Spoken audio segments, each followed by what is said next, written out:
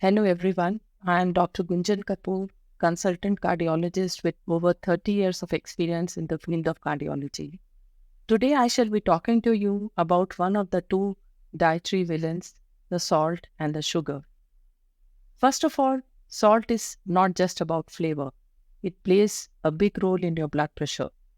Also, salt and sodium are not synonymous. The table salt, which we use commonly in cooking, is an important source of sodium, and a teaspoon of salt gives us about 2.3 grams of sodium.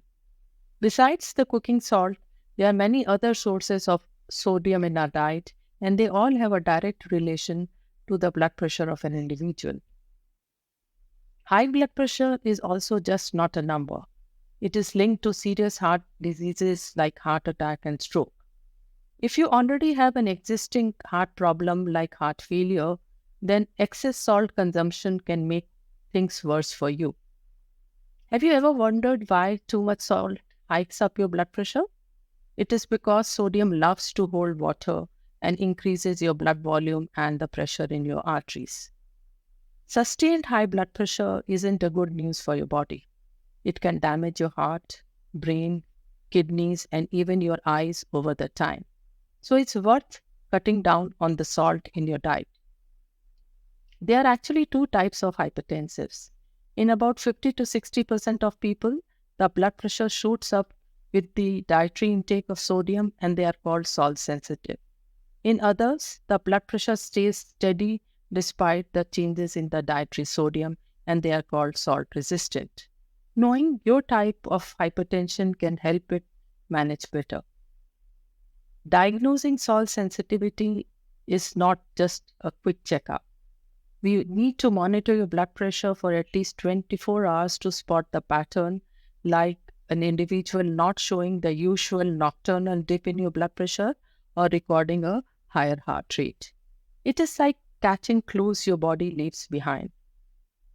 Managing salt is, of course, the key. More than 70% of the sodium comes from processed and restaurant food, and only 11% is added while cooking or eating on the table. One should aim at consuming 2 to 2.3 grams of sodium in a day, almost half of what is the usual global daily consumption of salt at the moment.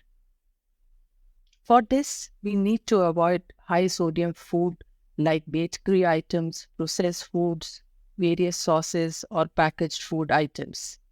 Also, we must check the food labels and try to consume food items which have less than 140 milligram of sodium per serving. Those are the low sodium packaged foods. We also need to select low sodium food items and also cook at home so that we can control the amount of sodium that we are consuming in our daily intake. It's not always easy to cut down on your salt. Cultural tastes, hidden salts in processed food, and those craving for salty snacks, they are real challenges. Let's work together to find healthier alternatives. Let's now talk about potassium, a superhero nutrient against high blood pressure. It actually helps to balance out sodium's ill effect. Think of banana and sweet potato, they are packed with potassium. Small changes in your diet can make a big difference to your heart health. By managing salt and boosting potassium, you are taking positive steps. Thanks for tuning in. If you found this information useful, please don't forget to subscribe our channel. Take care and see you next time.